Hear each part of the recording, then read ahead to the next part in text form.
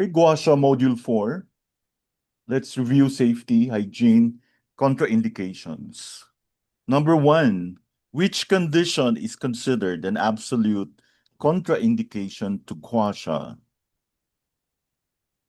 C. Severe thrombocytopenia. Okay.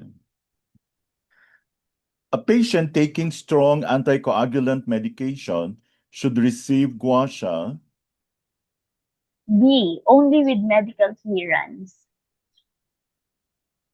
Which condition requires complete avoidance of gua sha over the affected area? B. Deep vein thrombosis. Severe sunburn is classified as.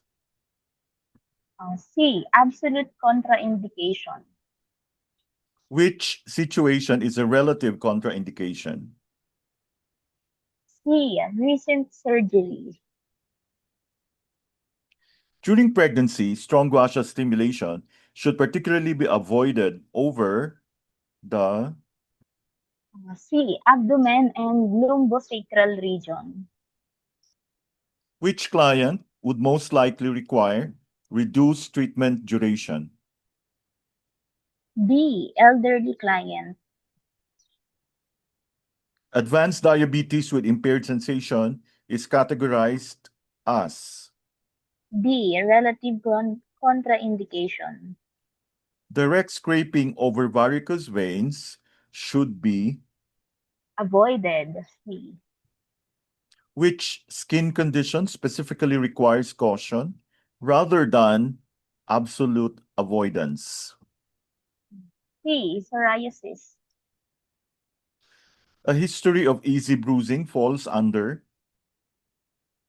B. Medical conditions requiring assessment.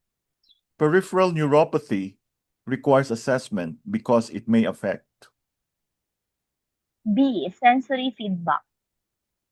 The primary purpose of pressure control is to. B. Mobilize soft tissue safely. Which sign suggests correct pressure? C. Comfortable warmth.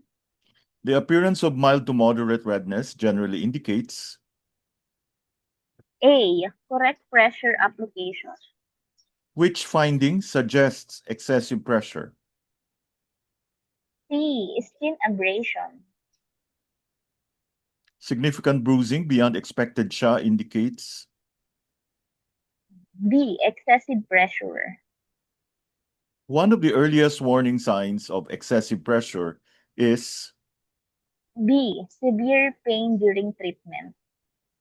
Lubricant should be applied. Always. C. Smooth, consistent strokes help prevent. A. Tissue damage. When appropriate, strokes should follow. B. Muscle fibers. Scraping directly over bony prominences should generally be. Avoided. B. Pressure adjustments should consider. D. Age, constitution, and condition. Continuous monitoring of client comfort is important because. A. Pressure tolerance varies. Which practitioner hygiene measure is specifically mentioned? B. Keeping fingernails short and clean. Hands should be washed. Before and after treatment. Gloves should be used. When necessary. C. Any cuts on the practitioner's hands should be. Covered. D. Reusable gua sha tools should be cleaned. Immediately after use. C. Reusable tools must be disinfected according to. B. Clinical standards. Reusable tools should be stored in. Clean, dry containers. C. Disposable materials should be. C. Dispose of appropriately after treatment. Fresh linens and towels should be used. Between clients. C. Adequate ventilation contributes primarily to Infection control. A. cross-contamination can be minimized by C. Using clean lubricant containers. after touching contaminated surfaces, practitioners should Sanitize hands. C. treatment areas should be disinfected. Thoroughly. B. Which information is part of pre-treatment assessment? B. Current health status. Previous gua sha experience should be assessed because it may affect Expectation and tolerance. A. allergies should be identified before treatment to reduce the risk of Adverse reactions. B. pain location and severity are assessed primarily to A. Determine treatment relevance. clients should be informed about the purpose of treatment. C. Before treatment. SHA is described as Peteke. B. clients should be informed that temporary tenderness. May occur. C. Informed consent should acknowledge that redness and petechiae are. C. Normal temporary responses. The client should understand the treatment results. B. Vary among individuals. A fundamental aspect of informed consent is that B. The client may stop treatment anytime. following treatment, clients are advised to Drink adequate water. B. immediately after treatment, clients should avoid C. Intense exercise. treated areas should be protected from excessive. Wind and cold. B. Which condition requires caution because of potential skin fragility? D. Rosacea. A client presenting with eczema should generally be classified under B. Conditions requiring caution. which medical condition requires assessment before treatment? C. Diabetes mellitus. For children receiving gua sha, practitioners should Use gentle techniques and short sessions. C. parental consent is required when treating. Children. C. The primary rationale for lighter pressure in elderly clients is B. Potential skin fragility and sensitivity. which finding is most consistent with successful treatment pressure? C. Decreased tissue tension. Which outcome would most strongly indicate inappropriate technique? C. Excessive swelling. The appearance of sharp pain during treatment should prompt the practitioner to C. Reassess technique immediately. gua sha should never cause Tissue injury. C. following muscle fibers when appropriate primarily helps. A. Maintain therapeutic efficiency and safety. Which practice violates sanitation standards? C. Reusing disposable materials. Reusable instruments should be disinfected. B. According to clinical standards. Double dipping into lubricant products increases risk of. Cross-contamination. B. Which environmental factor contributes to infection prevention? C. Adequate ventilation. After touching a contaminated surface, the practitioner should. Sanitize hands. C. Which information is essential during pre-treatment assessment? C. Current medications. Knowledge of medications is particularly important because some drugs may. Affect bleeding risk. B. Assessing pregnancy status is important because B. Pressure modifications may be required. Clients should be informed beforehand about Appearance of SHA. B. SHA is most accurately described as C. Petechiae resulting from treatment.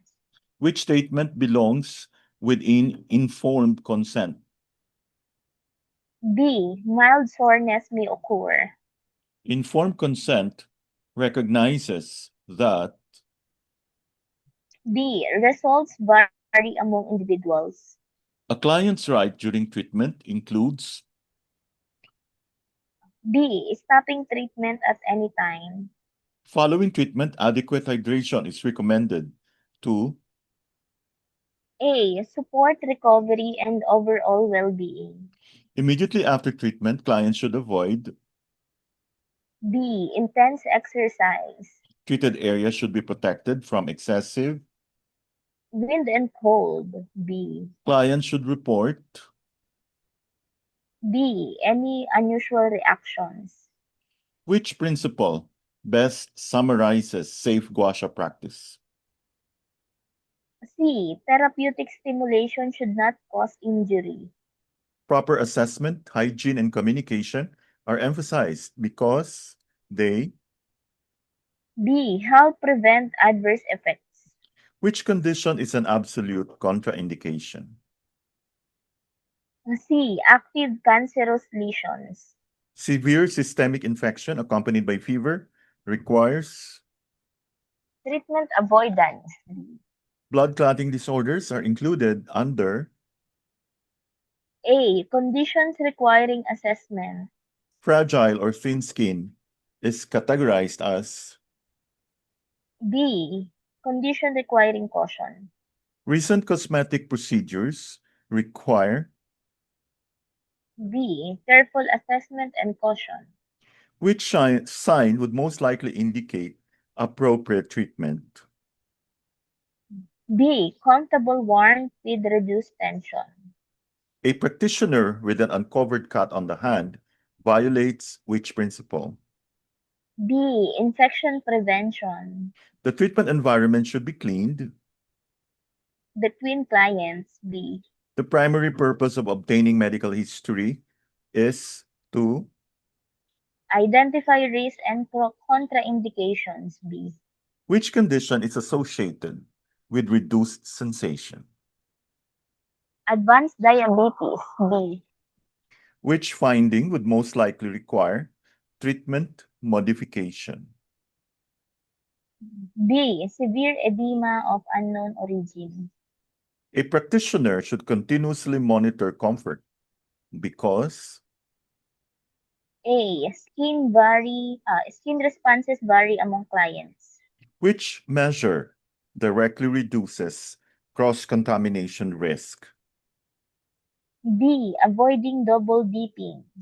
The appearance of petechiae should be discussed Before treatment as part of explanation. The B. goal of informed consent is to ensure